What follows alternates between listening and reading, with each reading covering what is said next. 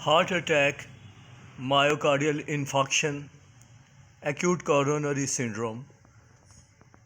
इन conditions में heart attack के बाद या मायोकार्डियल इन्फाक्शन के बाद जो मेडिसिन्स यूज़ की जाती हैं उसमें पहली मेडिसिन ये एस्प्रिन है।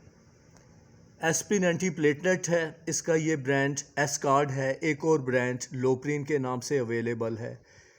तो मुख्तसर ये खून को थोड़ा पतला करती है, एंटीप्लेटलेट एक्शन है, क्लॉटिंग खून के अंदर नसों में खून को जम जाने को रोकती है। दूसरी एंटीप्लेटलेट मेडिसिन क्लोपिडोग्रिल है, जिसका ये ब्रांड लो प्लेट है, और एक और ब्रांड क्लोपिड है, ये भी एंटीप्लेटलेट है। और एक ये दवाई क्लोपिड एस्प कम्बिनेशन में है, जिसमें एस्पिन और क्लोपिडोग्रिल दोनों शामिल हैं। तो हमें एंटीप्लेटलेट में एस्प्रिन जो एस्कार्ड या लोप्रिन है और एक क्लोपिडोग्रिल, ये दोनों चीज़ें यूज़ करनी पड़ती हैं। उसके बाद दूसरी जो इम्पोर्टेंट मेडिसिन है वो ये बीटा ब्लॉकर है।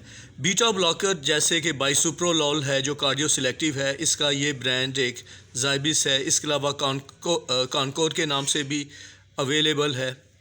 और एक इसमें ये कार्विडाइलोल है जो कि बीटा ब्लॉकर के साथ अल्फ़ा ब्लॉकर भी है, और वेडिल इसका ब्रांड है। कार्विडा एक और ब्रांड है, ये भी यूज़फुल बीटा ब्लॉकर है मायोकार्डियल इन्फाक्शन हार्ट अटैक के बाद।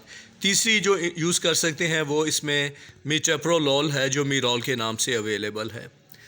तीसरी इम्पोर्टेंट मेडिसिन जो है वो ACE इनहिबिटर है, जिसका ये ब्रांड जो ये एनालेप्रिल है, जिसका ये ब्रांड ज़िप्रेस है। कार्डियोटेक वाज के नाम से भी अवेलेबल हैं, रेनीटेक के नाम से। और कुछ पेशेंट्स में इसके इस्तेमाल से खांसी शुरू हो जाती है, कफ होती है, वो इसको टॉलरेंट नहीं करते पेशेंट, उनमें फिर हम ARB angiotensin receptor blocker medicine use कर सकते हैं, जिसका ये ब्रांड जो ये लोसार्टन मेडिसिन है, इसका ये ब्रांड लोसांटा है। ज़ेवोर और इजीडे भी लोसार्टन के दूसरे ब्रांड्स हैं। उसके बाद अगली इम्पॉर्टेंट मेडिसिन जो है वो स्टैटिन है।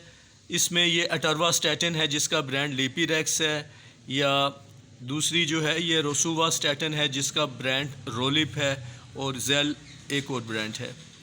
उसके बाद अगर चेस्ट पेन परसिस्ट करे तो हम नाइट्रेट्स यूज़ करते हैं, जिसमें कि नाइट्रोग्लिसरीन है, उसका ये एक ब्रांड ट्राइगिल है।